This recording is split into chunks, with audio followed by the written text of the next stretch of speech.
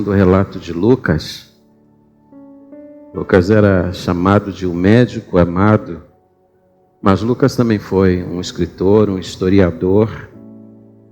E assim como Mateus e Marcos, ele vai registrar esse importante episódio do ministério de Jesus. Lucas capítulo 11, verso 14 a 26. Eu vou falar sobre a vitória de Jesus Cristo sobre os poderes do mal. Porque os poderes do mal são verdadeiros, são reais. Mas há poder em Jesus Cristo para lidar com cada um deles. Lucas, capítulo 11, verso 14 a 26. Diz assim o texto. De outra feita, estava Jesus expelindo um demônio que era mudo. E aconteceu que ao sair o demônio, o mudo passou a falar, e as multidões se admiravam. Mas alguns dentre eles diziam: ora, ele expele os demônios pelo poder de Belzebu, o maioral dos demônios. E outros, tentando-o, pediam dele um sinal do céu. E sabendo ele o que se lhes passava pelo Espírito, disse-lhes: todo reino dividido contra si mesmo ficará deserto, e casa sobre casa cairá.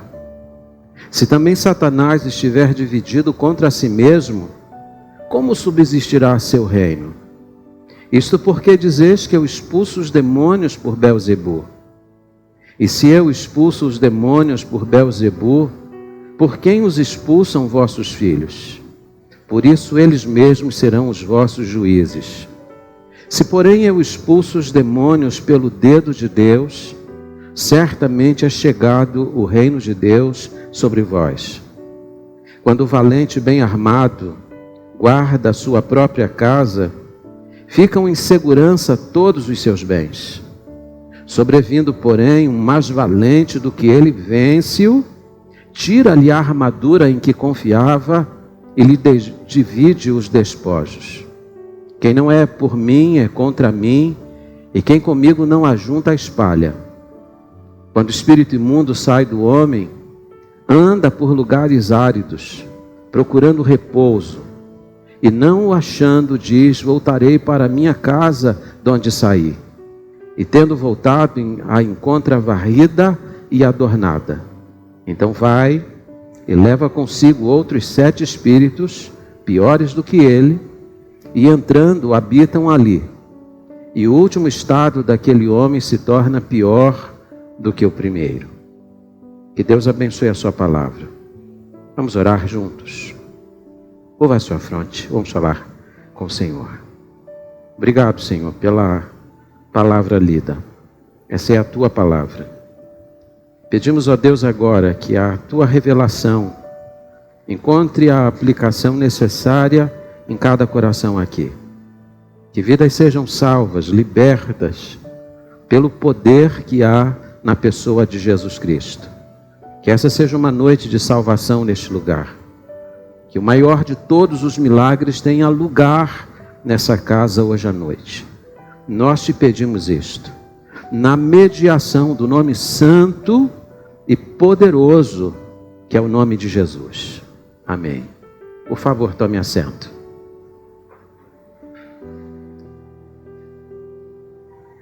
Observe que Jesus tinha passado por uma experiência muito forte. Diz a Bíblia que em um dado momento, e esse é o testemunho de Mateus, que alguém trouxe um homem à presença de Jesus.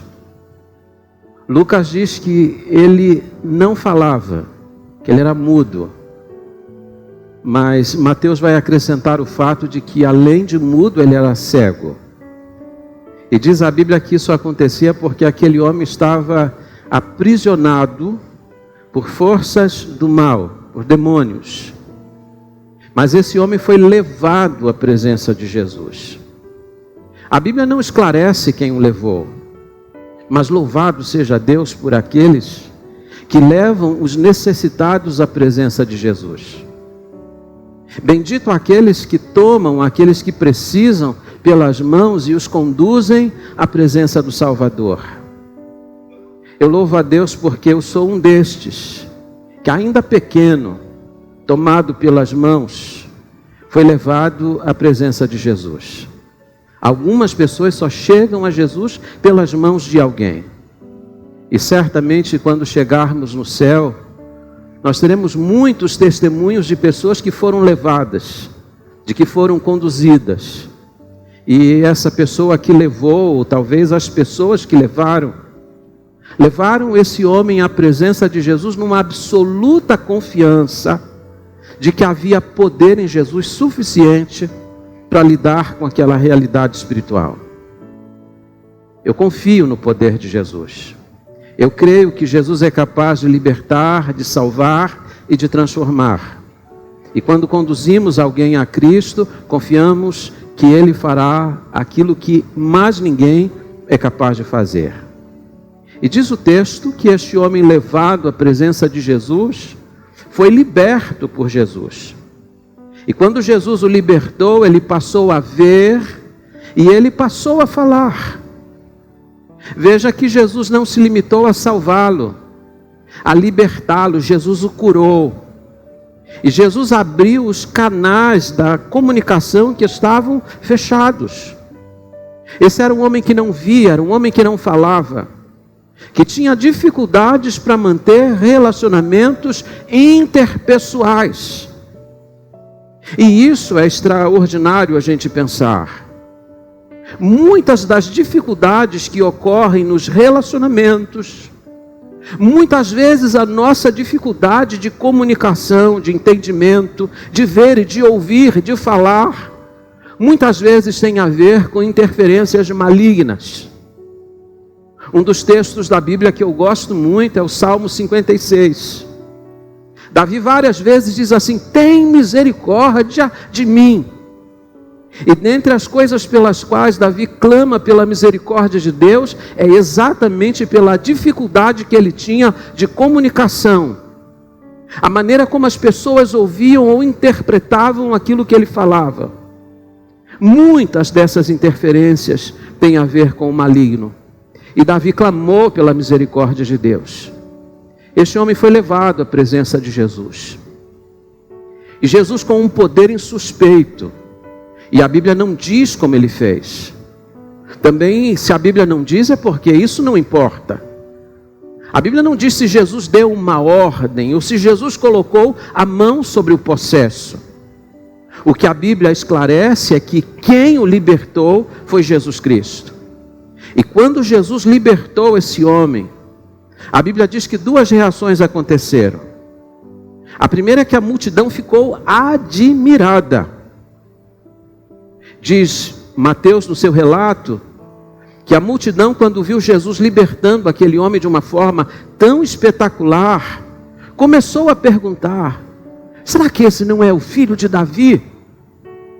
Filho de Davi é uma designação, é um título que é dado ao Messias, ao enviado de Deus, ao Filho de Deus. A maneira como Jesus fez aquilo fez com que a multidão estabelecesse a expectativa de que o Messias tinha chegado, de que o Salvador, o Libertador tinha chegado. Observem vocês que libertações ou exorcismos, como são conhecidos, já aconteciam nos dias de Jesus. Quando Jesus é censurado pelos fariseus e escribas, ele disse: e por quem os vossos filhos expulsam os demônios? Porque já aconteciam esses tipos de rituais nos dias de Jesus. Mas aqueles que lançavam mão desse expediente para libertar possessos, faziam coisas mirabolantes, lançavam mão de rituais, raízes de árvores, símbolos, traziam uma parafernália para que pudessem fazer o exorcismo. Jesus não precisa de nada disso. Jesus bastava dar uma ordem. E aqui no texto ele fala sobre levantar o dedo de Deus. O sinal do dedo de Deus. Se eu liberto demônios, aqui está um sinal de que o dedo de Deus se manifestou. A autoridade de Jesus, o poder de Jesus estabeleceu entre a multidão a compreensão de que eles estão diante do Messias. Mas vocês sabem que a operação de Deus, ela sempre traz a compreensão diferente de alguns e a reação também. Ao passo que alguns esclarece, esse é o Messias, para outros a ação de Jesus provocou ressentimento. Diz a Bíblia que os fariseus e os escribas começam a dizer assim: ele expulsa demônios pelo poder de Beelzebu. Ele expulsa demônios pela autoridade, pelo poder do maioral dos demônios. Eles acusam Jesus de estar fazendo a obra consorciado com o próprio Satanás. O mesmo milagre vai gerar reações diferentes entre a multidão. Aquele milagre, ao passo que quebranta alguns, parece que endurece o coração de outros. E a Bíblia diz que, não obstante os fariseus acusarem Jesus de fazerem a obra sob o poder de Satanás, ainda há alguns entre a multidão dizendo assim: queremos um sinal do céu. Ora, não estava ali um sinal do céu? Um homem que não falava, que não via, foi liberto, curado. Ali está um sinal do céu. Mas a incredulidade faz assim. Se Jesus fizer isso, se Jesus fizer aquilo, ele prova que ele é isto ou que ele é aquilo. É a incredulidade que pede sinal. Quem crê não precisa de sinal, até porque o sinal já havia sido dado. É nessa conjuntura que a gente vai perceber pelo menos 4 realidades que estão presentes na pessoa de Jesus Cristo. Primeiro, a onisciência de Jesus. Diz a palavra, verso 17, sabendo ele o que se lhes passava pelo Espírito. Isso significa que quando Jesus foi acusado de expelir demônios pelo poder de Beelzebu, que essas palavras ou essa acusação, ela não foi feita de forma aberta. Ela não foi verbalizada para a multidão. Ela passou por onde? Pela mente e pelo coração deles. Mas eles estão diante de alguém que conhece profundamente o coração e a mente de cada pessoa. Jesus sabe o que trafega na nossa mente exatamente nesta hora. A gente nunca vai conseguir fingir diante dele aquilo que não é e enganá-lo. Ele sabe o que se passa no seu íntimo. O autor de Hebreus, no capítulo 4, versículo 13, diz que nós estamos nus e patentes diante dele. O que a Bíblia está dizendo é que diante dele, todos nós aqui estamos desnudados. Ele conhece, ele sabe o que se passa aqui dentro. E Jesus sondou o coração daquelas pessoas que estavam ali. Ele ouviu a acusação, por mais silenciosa que ela fosse. A segunda coisa que a gente precisa perceber aqui é o argumento de Jesus. Ele está sendo acusado de fazer a obra consorciado com Satanás. Ele está sendo acusado de expulsar demônios pelo poder do maioral dos demônios.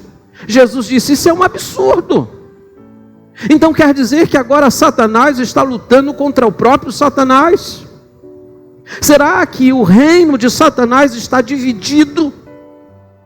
E vocês sabem perfeitamente, pelas escrituras e pela experiência, de que se há um reino que está unido, é o reino de Satanás.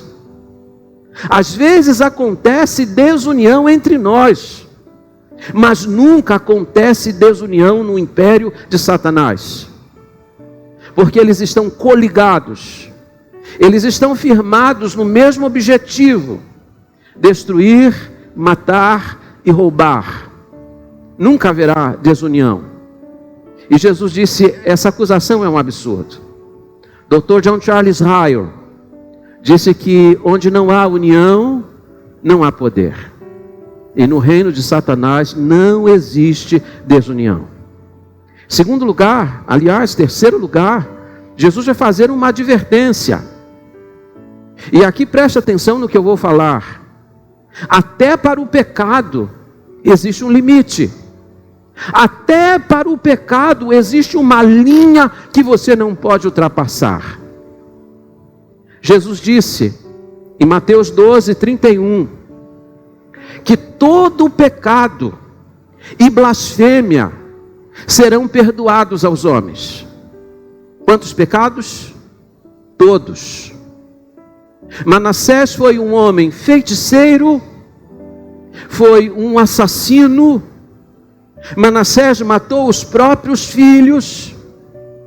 Mas diz a Bíblia que Manassés se arrependeu e Deus aplacou sua ira para com ele. A Bíblia diz que Maria Madalena fora possuída por 7 demônios, mas ela foi alcançada, ela foi liberta, ela foi perdoada. Vocês vão encontrar o exemplo de Saulo de Tarso, o maior perseguidor da igreja, mas alcançado pelo Evangelho e pela pessoa de Jesus Cristo, e se tornou o maior apóstolo, porque todo pecado e blasfêmia serão perdoados aos homens. Contudo, diz Jesus em Mateus 12:31, que um pecado jamais será perdoado, nem neste mundo, diz a Bíblia, nem no porvir. Que pecado é esse? Que pecado imperdoável a Bíblia afirma? O pecado imperdoável é o pecado da blasfêmia contra o Espírito Santo. E a blasfêmia contra o Espírito Santo é quando você atribui a obra de Deus à ação do próprio Satanás. É quando de forma deliberada, maldosa, você vê Deus agindo, mas você diz que é Satanás que está agindo ali. E Jesus disse que quando alguém faz isso, de forma maldosa, maliciosa, esse pecado jamais será perdoado, porque está vituperando, está caluniando o Espírito Santo de Deus. Portanto, há um limite até mesmo para o pecado. Você nunca deve ultrapassar esta linha. Quarto lugar, o anúncio de Jesus. Jesus vai aproveitar aquela conjuntura, a libertação daquele homem, a liberação dos canais de comunicação dele. Ele volta a falar, ele volta a interagir, ele volta a se comunicar com as pessoas perfeitamente, porque ele está curado. Jesus disse: olhe para ele, ele é um sinal de que o reino de Deus chegou até vós. Jesus está anunciando que agora ninguém mais precisa viver cativo de Satanás, que agora ele tem liberdade para oferecer, de que ele agora pode tornar você uma pessoa livre, absolutamente livre. Satanás não vai mais tiranizar sua vida, não vai mais marionetar as suas emoções. Você vai ser livre, porque há poder nele, e ele está dando um sinal claro e efetivo de que o reino de Deus havia chegado. E note que quando a gente fala em reino, a gente está falando em domínio, soberania. A Bíblia diz que quem não está no reino de Deus está no reino de Satanás. Quem não está sendo dominado por Deus está sendo dominado por Satanás. Mas Jesus disse que o reino de Satanás, a partir daqui, ele está sendo quebrado, porque é chegado a vós o reino de Deus. Agora você pode se colocar debaixo de um outro senhorio, que é o senhorio de Deus. E a partir daqui, Jesus vai olhar para as pessoas que estão ali, para todos os circunstantes, como eu estou olhando agora. Ele vai olhar para cada rosto e vai dizer uma coisa muito séria: prestem atenção. Jesus vai dizer que a vida nossa, a sua vida, a minha vida, deve ser comparada com uma casa espiritual. Isso é muito sério, e preste muita atenção no que eu vou falar. Porque em primeiro lugar, Jesus vai dizer que essa casa espiritual, ela pode estar debaixo de um domínio. Olha o que Jesus vai dizer no verso 20. Aliás, verso 21. Quando o valente, bem armado, guarda a sua própria casa, ficam em segurança todos os seus bens. Jesus vai retratar a vida humana como uma casa. E note que a casa que era aquele homem que ele havia liberto, aquela casa foi invadida. Você já teve uma casa invadida? Alguém entrou na sua casa e tomou posse da sua casa? Você agora precisa pedir reintegração de posse. A casa que era aquele homem foi invadida. E diz Jesus que quem invadiu aquela casa foi um valente. Satanás é retratado aqui como um valente bem armado. O que Jesus está dizendo é que Satanás, ele não brinca de ser Satanás. Ele não brinca em serviço. Enquanto Jesus, o Salvador, bate a porta do seu coração, Satanás não faz isso, ele invade. Ele invade e ele domina. Ele entra na casa como um valente armado. E ele toma aquela casa como se aquela casa fosse sua. Diz Jesus, ele chama aquela casa de sua casa própria. E quando ele entra lá, duas coisas ficam claras. Primeiro, o seu poder de tiranizar, porque ele domina. Ele não dá liberdade. Ele é despótico na sua ação. Mas ele também exerce o poder de coisificação. Eu não sei se existe essa palavra, talvez eu esteja cunhando uma palavra nova. Ele tem o poder de coisificar pessoas. Às vezes nós cometemos esse erro. O diabo trata a vida humana como se fosse uma coisa e não uma pessoa. Diz Jesus no verso 21 que ficam em segurança os seus bens. Ele olha para a vida humana que está sob o seu domínio como se fosse uma coisa. Mas você sabe que Jesus não faz assim. Jesus não trata você como uma coisa. Jesus trata você como alguém muito precioso. Em João 15, verso 5, Jesus teve um diálogo daqueles assim, bem afetuoso com os discípulos. Ele disse assim: eu não chamo mais vocês de servos, eu chamo vocês de meus amigos. Vocês são meus amigos. Vocês não são coisas, vocês são gente. Vocês são amigos que privam a minha intimidade. Jesus não coisifica pessoas, ele trata com dignidade.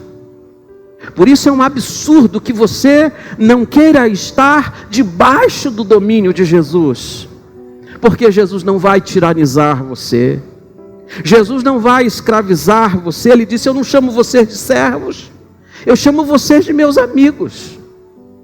Ele não vai transformar você numa coisa. Ele dá valor a você como uma pessoa preciosíssima, pela qual ele se dispôs a entregar a sua própria vida. Segunda coisa que eu preciso contar para vocês é que essa casa espiritual que somos nós, ela pode ser liberta. Diz Jesus que o valente bem armado que invade a casa, que domina a casa, que coisifica as pessoas, que tiraniza a vida das pessoas, ele domina até que apareça um mais valente do que ele. Note que Jesus não subestima Satanás. Vocês sabem que tem muitos crentes que subestimam Satanás, que brincam com Satanás, chamam o diabo de gato desdentado. Tem gente que diz assim: eu ponho o diabo debaixo dos meus pés e piso. Cuidado! Nunca subestime este inimigo. Jesus não o subestimou. Jesus se refere a ele como um valente, mostrando que ele tem muita força, que ele tem muita ira, que ele tem malignidade na sua ação. Mas se Jesus não subestima o inimigo, ele também não o superestima, porque ele disse: há um mais valente do que ele. E Jesus aqui está apresentando as suas credenciais. Ele está dizendo para você porque que ele pode libertar você e pode ser o seu salvador. Vocês sabem, Deus me chamou para o ministério muito cedo, 15 anos que eu tinha. Eu não vou contar aqui a minha idade, embora a maioria aqui já sabe. E com 16 anos lá na comunidade onde eu morava, sempre que acontecia alguma coisa, eles lembravam de mim. E um dia, a minha vizinha lá, ela se manifestou possessa, e aí foram lá na minha casa me buscar para orar por ela. 16 anos. E eu orei por ela. Ela ficou liberta. E eu convidei ela para vir para Cristo. Ela disse: eu não posso. Eu não posso porque os meus guias dizem que se eu deixar, eles vão me matar. Ela estava com medo daquele tirano, daquele ser maligno, que sempre se apossava da casa espiritual que era ela. Jesus não faz isso. Jesus liberta.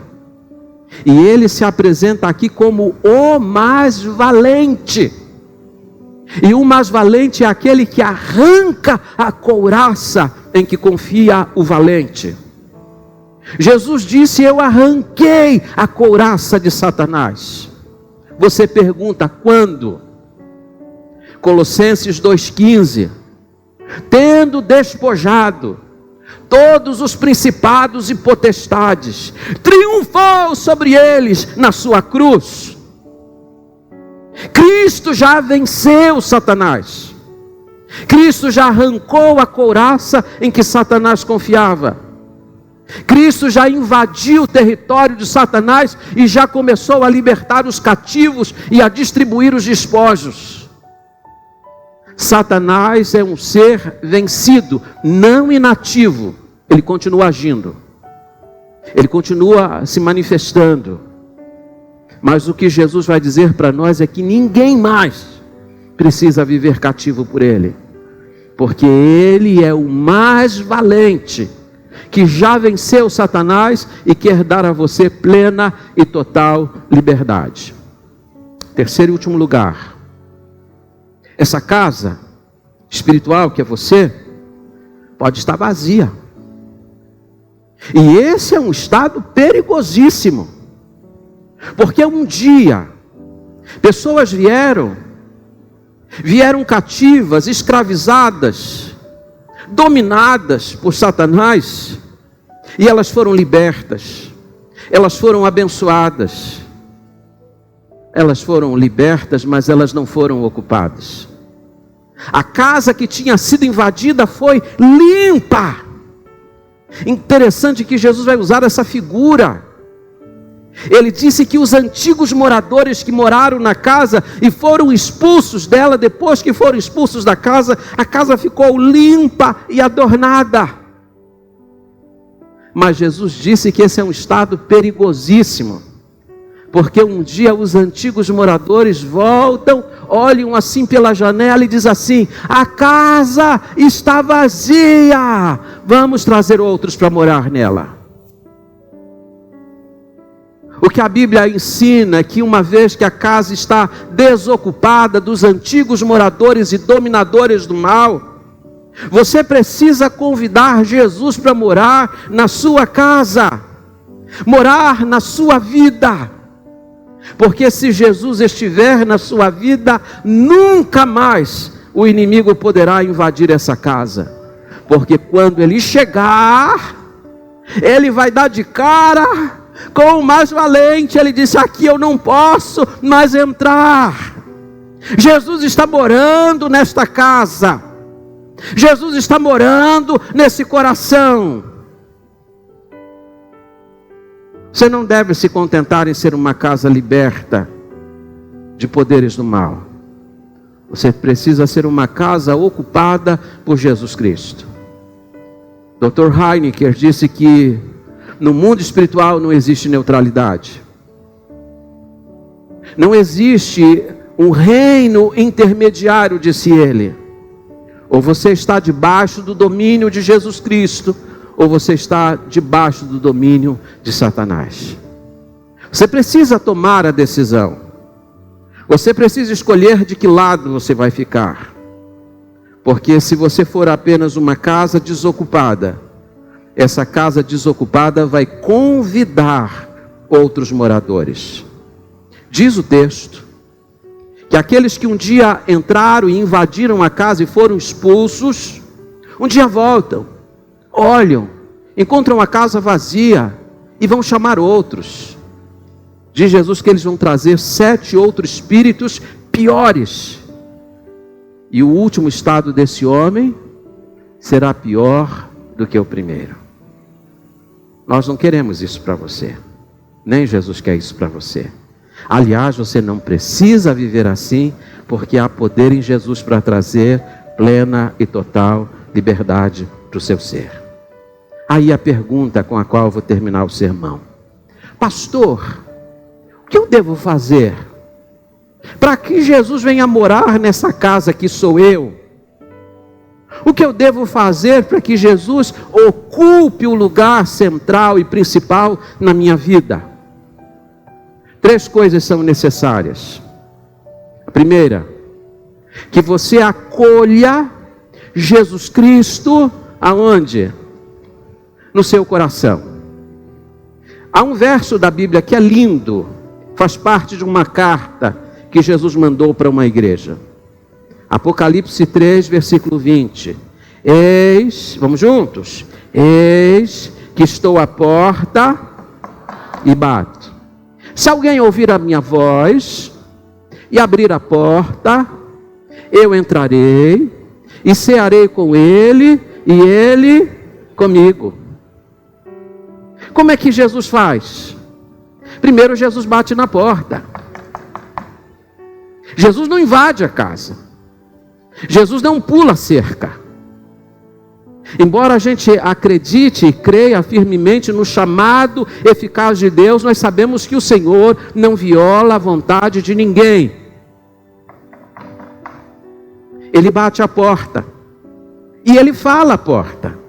Porque ele diz: se alguém ouvir a minha voz. Como é que ele fala? Ô de casa. Ô de casa. Cabe a você ouvir a voz dele.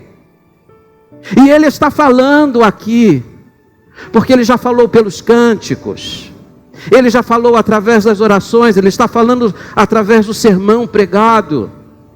Ele está falando para você abrir a porta. Ele bate a porta, ele fala e ele espera. E é interessante que ele faz um oferecimento lindo aqui.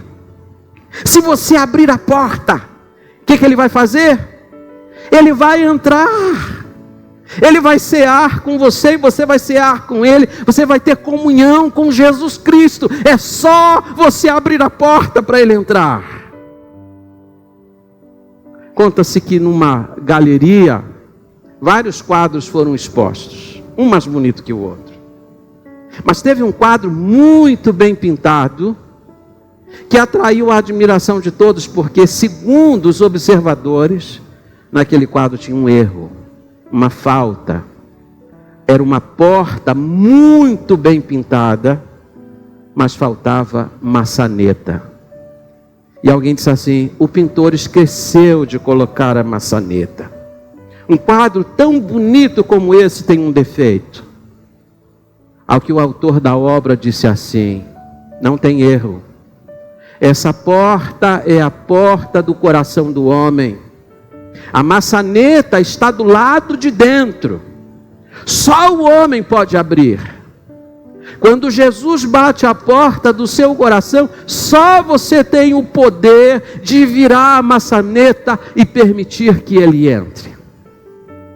Mas eu pergunto, você vai abrir a porta? Pergunta aí para quem está do teu lado, você vai abrir a porta? Tem que abrir a porta. Porque se você não abrir, sabe onde Jesus vai ficar? Do lado de fora. Segunda coisa que você precisa fazer hoje à noite. Você precisa encher o seu coração de fé.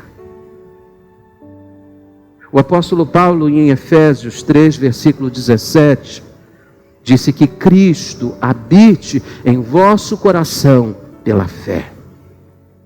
E quando a Bíblia está dizendo que Ele vai habitar pela fé, a Bíblia está dizendo que você vai depositar inteiramente nele a sua fé. Que você vai tirar a sua fé de todo e qualquer altar, a sua fé de toda e qualquer confiança em qualquer outro e colocar exclusivamente nele. Quando você faz isso, Cristo habita no seu coração. Ele habita pela fé. Terceira coisa que você precisa fazer: guardar a palavra de Jesus. E guardar não é colocar dentro da gaveta, não. Não é colocar dentro do porta-luva do carro, não.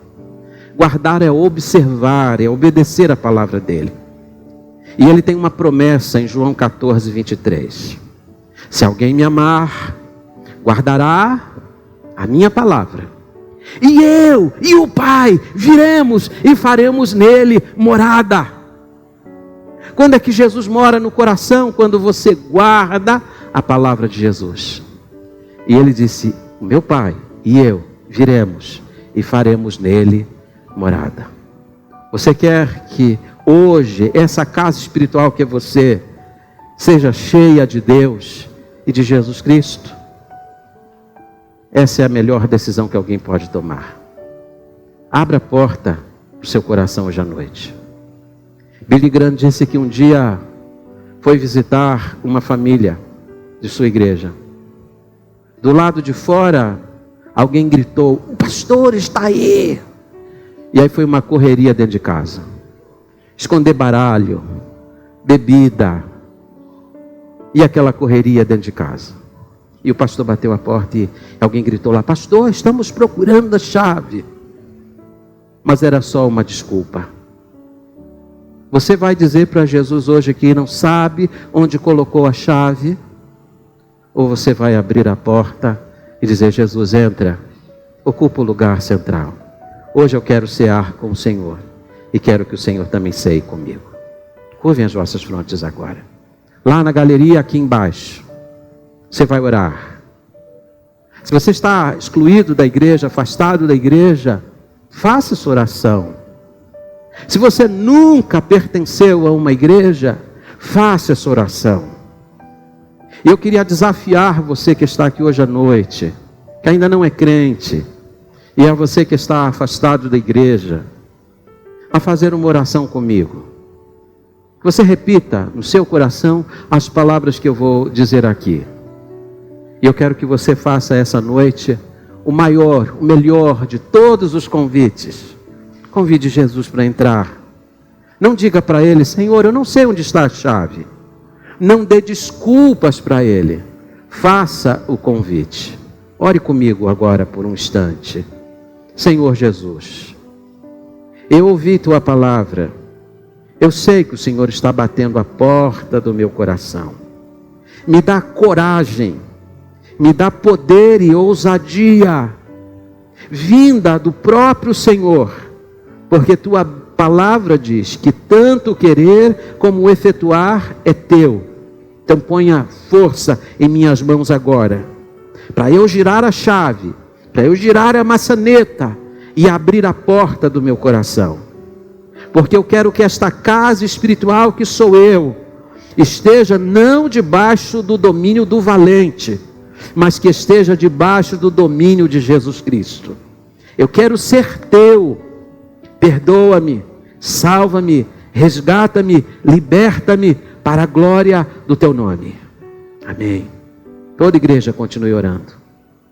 Alguém aqui fez essa oração, está convidando Jesus para entrar no seu coração hoje à noite, onde você estiver, se você fez essa oração, se você está convidando Jesus para entrar e ocupar o lugar central nessa casa espiritual que é você, eu vou pedir para você dar um sinal com a sua mão.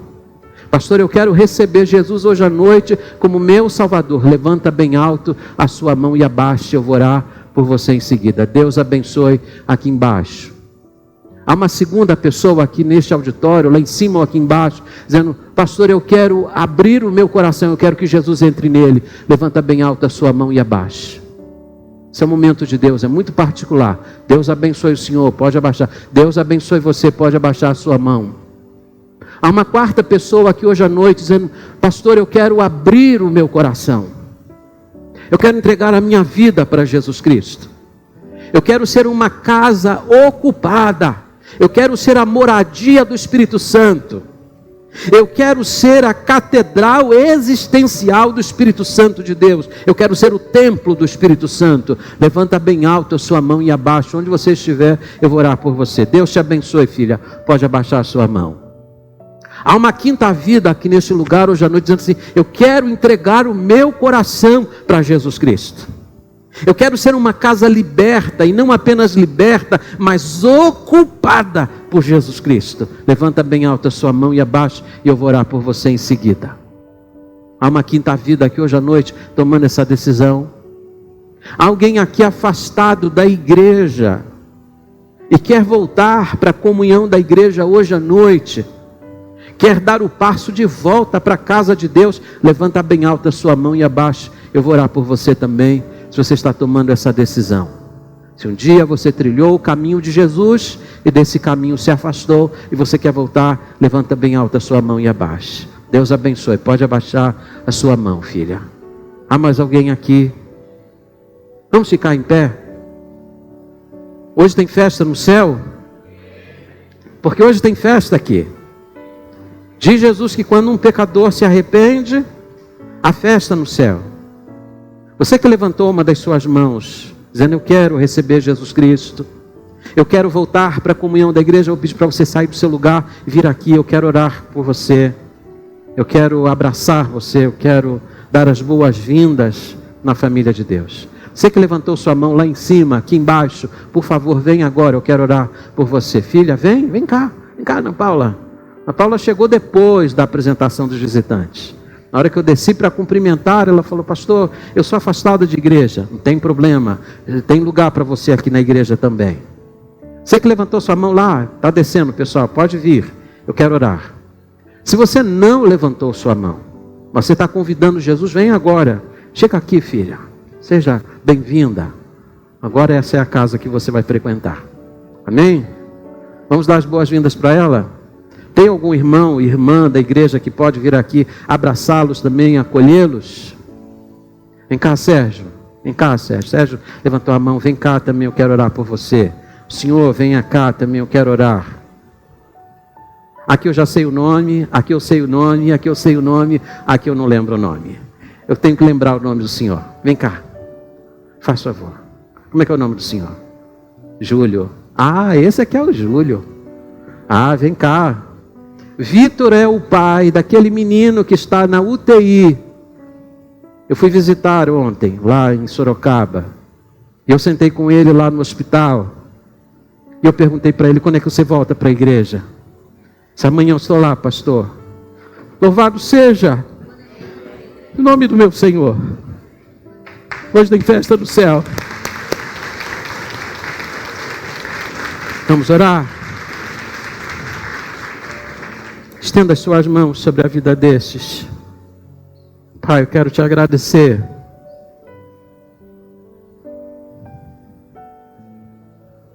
Porque essa é uma noite especial para nós. Nada alegra mais o nosso coração do que ver vidas rendidas no teu altar. Eu te agradeço, Deus, pela vida do Sérgio. Te agradeço porque ele já é uma bênção na minha vida. Mas eu te agradeço pela decisão que ele está tomando hoje. Te agradeço, Deus, pela vida do Vitor. Muito obrigado, Deus, por essa decisão. Ele relutou, mas ele está aqui.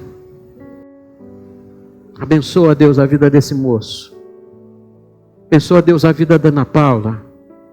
Obrigado, Deus, por ter trazido a Ana Paula de volta para a igreja. Firma, Deus, os passos dela aqui. Conduza a vida dela. Que Jesus ocupe um lugar central no seu coração. Peço, Deus, também pela vida do Júlio. Deus abençoe esse senhor, que a cada domingo tem vindo, tem se colocado lá no cantinho da galeria, que tem ouvido tua palavra, mas eu te louvo, porque a tua palavra não volta vazia. Hoje esta palavra encontrou um terreno propício para germinar, e que ela produza muitos frutos na vida dele. Te agradeço, Deus, pela vida do Cleiton. Oh, Deus, abençoa teu filho. Abençoe sua família, sua esposa, Luciana. E obrigado pela decisão que ele está tomando também hoje à noite. Que ele se firme, que ele seja um crente dedicado à tua causa, ao teu evangelho. Completa a tua obra na vida dele. Eu oro, Deus, agradecido, e assim como os anjos nos céus, fazemos uma festa aqui neste lugar. Nós te oramos, nós te agradecemos, no nome santo e bendito de Jesus Cristo. Amém e amém.